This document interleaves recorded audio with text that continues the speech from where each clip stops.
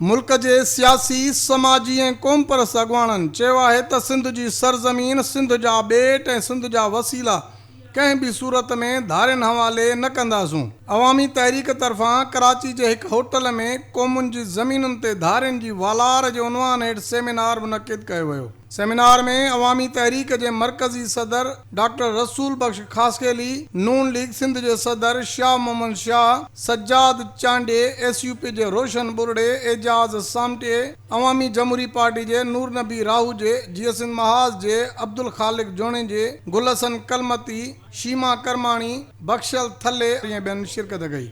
उन मौके ते सिंध TV न्यूज़ सां ॻाल्हाईंदे अॻुवाणनि चयो त सिंधी माण्हू अक़लियत में तब्दील थी वेंदा, जीअं फ़लस्तीनी माण्हू जेके अक़लियत में तब्दील थी विया आहे। इहे आस्ते आस्ते सॼो कमु पियो थिए। हाणे त हिननि ॾाढो तेज़ी सां कमु शुरू करे छॾियो आहे।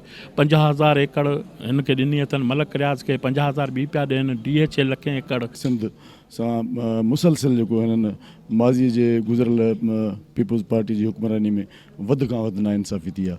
सिंध खे ॿिटे बलदियाती निज़ाम ज़रिए विरहाइणु, सिंध जे समुंड जे बेटनि ते कब्ज़ो करणु, उनखां पोइ सिंध जी ज़मीनुनि ते वालार, इहो पीपुल्स पार्टी जे माज़ी क़रीब में सिंध सां वेसाघाती थींदी रही आहे। मुल्क की हालतूं जेके आहिनि से तेज़ीअ सां तब्दील पियूं थियनि ऐं सिंध जूं ज़मीनूं अॻी असांजे पेरनि दुनिया में मिसाल आहिनि। अमेरिका में रेड इंडियन हुआ, उहे फना थी विया हलिया, उन ते ॿिया कब्ज़ थी विया।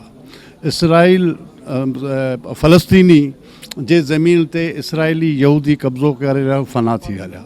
सिंध सां उहा कार पई थिए। सिंध इन ख़तरे सां जे दो चार आहे। बिलख़ुसूस असांजी जेका सामूंडी पट्टी आहे, सॼे जी सॼी कराची खां वेंदे तव्हां सिजावल, परियां ठट्टो ज़िलो, ज़ुल्फ़काराबाद जे नाले ते, DHA जे नाले ते, बहरिया टाउन जे नाले ते ही हिकिड़ी धारियुनि जी आबादकारी करे सिंधियुनि खां जेको सिंधनि बुनियादी हक़ आहे इक़्तिदार जो माना सुभाणे तव्हां वटां हितां अची ॿिया माण्हू चूंडबा, उन्हनि जी आबादी थींदी। रुगो वसीला उहे फुरींदा हुआ, हाणे हू असांजूं ज़मीनूं ई फुरनि। छाकाणि त हाणे आबादी टीण चवण थी वई आहे दुनिया जी, उन्हनि वटि आबादी बि एतिरी आहे जेका हू पंहिंजी अचे हिते वसाइणु चाहिनि था।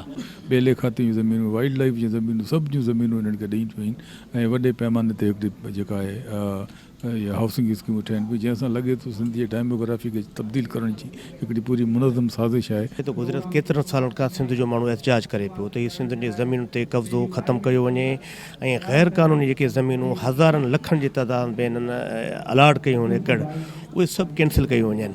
पर अफ़सोस सां चवणो थो पए त पीपुल्स पार्टी नोटिस वठण जे बजाए कराची मां निकिरी ठट्टो, सिजावल, बदीन ऐं सॼी जेका आहे कोस्टल हाईवे, उहो बि जेको आहे उन्हनि सॼियूं ज़मीनूं नीलाम कयूं आहिनि। सिंध जी सामूंडी पट्टी, सिंध जे बेटनि ते जेका मूवमेंट हली आहे, सॼी सिंध में जेको तहरीक पैदा थियो आहे, उन तहरीक जे नतीजे में हीअ जेका कॉन्फ्रेंस आहे, असीं उम्मीद कयूं था त हीअ कॉन्फ्रेंस यकीनन जेको सो नतीजा ख़ेज़ थींदी। सेमिनार जे आख़िर में करारदाद पेश कई वई जेका गॾियल तौर ते मंज़ूर कई वई। करारदाद में 1940 ईस्वीअ जी करारदाद लाहौर ई इहो मुआहिदो आहे जंहिं ते पाकिस्तान में शामिल थींदड़ समूरियूं क़ौमूं रज़ामंद थियूं हुयूं, उन ते अमल न पियो थिए। बहरिया टाउन कराचीअ जे तरफ़ां गैर क़ानूनी तरीक़े सां सरकारी ज़मीन पंहिंजे याने बहरिया टाउन हाउसिंग स्कीमनि में शामिल करण जे सिलसिले में सुप्रीम कोर्ट समूरियुनि धुरियुनि खे ॿुधण खां पोइ 4 मई 2018 ते हिकु तफ़सीली फ़ैसिलो ॿुधायो हो, जंहिं ते अमल कयो वञे। सेमिनार में शिरकत करण जो चवणु हो त क़ौमुनि जी ज़मीन ऐं वसीलनि जी फुलुट ख़िलाफ़ सभिनी खे गॾियल जदोजहद करणी पवंदी। कैमरामैन ग़ुलाम मुस्तफ़ा सां बशीर संजराणी, सिंध TV न्यूज़, कराची।